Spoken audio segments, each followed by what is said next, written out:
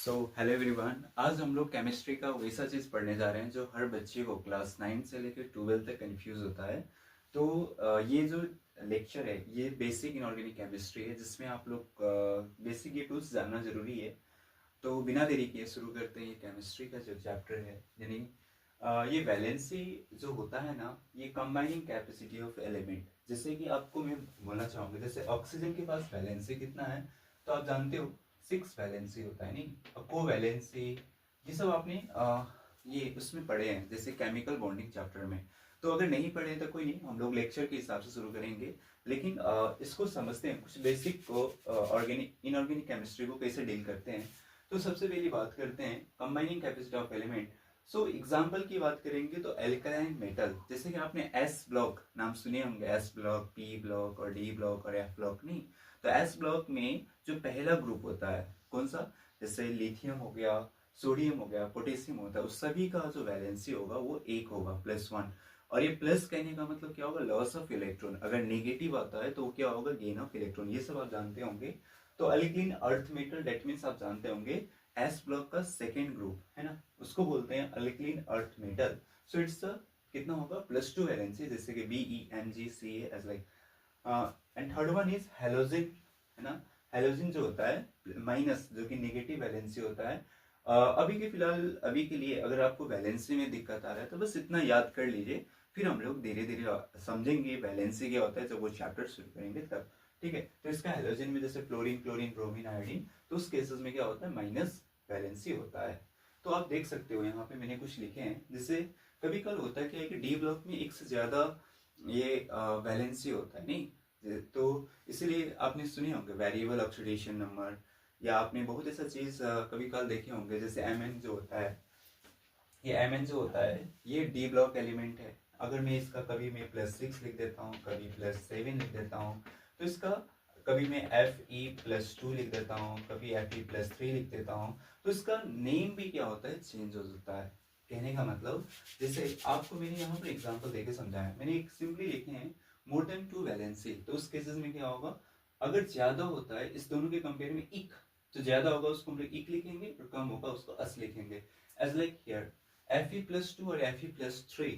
तो Fe+2 जो होता है ये अस, क्यों, क्योंकि ये कम है इसके कंपेयर में। तो मैं लिख देता हूँ यहाँ पे लोअर और ये हायर, नहीं। तो यहाँ पर फेरिक ज्यादा होगा तो क्या लिखेंगे, इक, और कम होगा तो अस। I hope you understood. Cu+ and Cu+2, again यहाँ ज्यादा है तो इसलिए इक लगा हुआ है और यहाँ पर अस लगा हुआ है। यहाँ पर ज्यादा है, इक लगा है, तो इसलिए मैंने ये ग्रेटर का सिंबल दिए हैं, Pv+2 एंड Pv+4। तो आप बताओ ये क्या होगा, इक होगा, और यहाँ पे क्या होगा, अस होगा। अगेन यहाँ पे कभी कल, जैसे कि आपने सुने होंगे केमिस्ट्री में दो तरह का आयन होता है, एक होता है कैटाइन और दूसरा होता है एनाइन, नहीं। तो कैटाइन जो पार्ट होता है जैसे कि वो पॉजिटिव होता है, एनाइन जो पार्ट होता है वो नेगेटिव होता है। तो अभी जो मैं बात कर रहा हूँ A9 part, that means it's a negative charge. तो मैंने एक चीज लिखे हैं, element along has a negative charge, single type of element, जैसे कि O2-, इसका नाम होता है ऑक्साइड, F-, इसका नाम फ्लोराइड होता है, N3- nitride, again NO3- is a nitride, Na is the I, है ना, दोनों में थोड़ा डिफरेंट है। N- इज अगेन सेम दोनों है, लेकिन यहाँ पर 3 चार्ज। हम लोग समझेंगे केमिकल बॉन्डिंग ये कैसे आया। Cl- is again chloride and CN3- is azide. This one and this one is very important, तो आप इस दोनों को याद कर सकते हैं। H2- का होगा सल्फर एंड H- का होता है हाइड्राइड। तो मैंने यहाँ पे कुछ क्वेश्चन लिखे हैं, जैसे कि Na2S का नाम लिखिए, तो Na is a sodium and S2 is going to this side, it's coming a sulphide. Again इसका जो चार्ज होगा एजाइड होगा, और इसका भी क्या होगा, सोडियम ऑक्साइड होगा। यहाँ तक शायद समझ में आ गया होगा। शायद मैंने यहाँ तक समझा दिए थे, शायद आपको समझ में आ गया होगा हमने उसके क्या समझे हैं। तो उसके बाद हम पढ़ेंगे यानी कि सफिक्स, है ना। अब जैसे कभी आप देखेंगे सल्फेट लगता है, कभी सल्फाइट लगता है, कभी सल्फाइड लगता है, ये तीनों में बहुत कंफ्यूज होता है। तो मैं आपको एक लाइन भी समझाना देना चाहता हूँ, या फिर होता क्या है। जैसे कि अगर आप देखे होंगे सल्फेट, तो मैं लिखता हूँ सल्फेट का जो सिंबल होता है SO4-2। तो यहाँ पर आपको ऑक्सीजन दिख रहा है, नहीं। अब इस ऑक्सीजन में से मैं एक ऑक्सीजन को हटा देता हूं, तो ये क्या बनेगा, SO3-2 बनेगा। इस तो इसका नाम हो गया सल्फाइट, है ना। अगर इसमें सभी ऑक्सीजन को मैं हटा दूंगा तो ये बनेगा S-2। तो कहने का मतलब ये हो गया सल्फेट SULPHATE, और ये हो गया सल्फाइड SULPHITE, और ये होगा सल्फाइड IDE, जिससे कि मैंने यहाँ पे एग्जांपल देके समझाया हुआ है।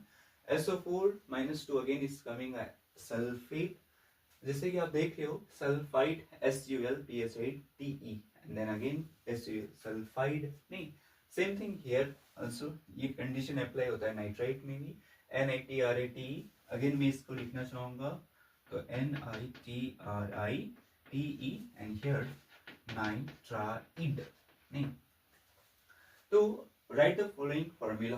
तो फेरिक क्लोराइड, क्या मैंने उस समय फेरिक के लिए क्या बताया था, Fe+3 एंड देन Cl-। जब आप इसको क्रिस क्रॉस कीजिएगा तो मैं इसको ऐसे लिख सकता हूँ FeCl3। I hope you understood.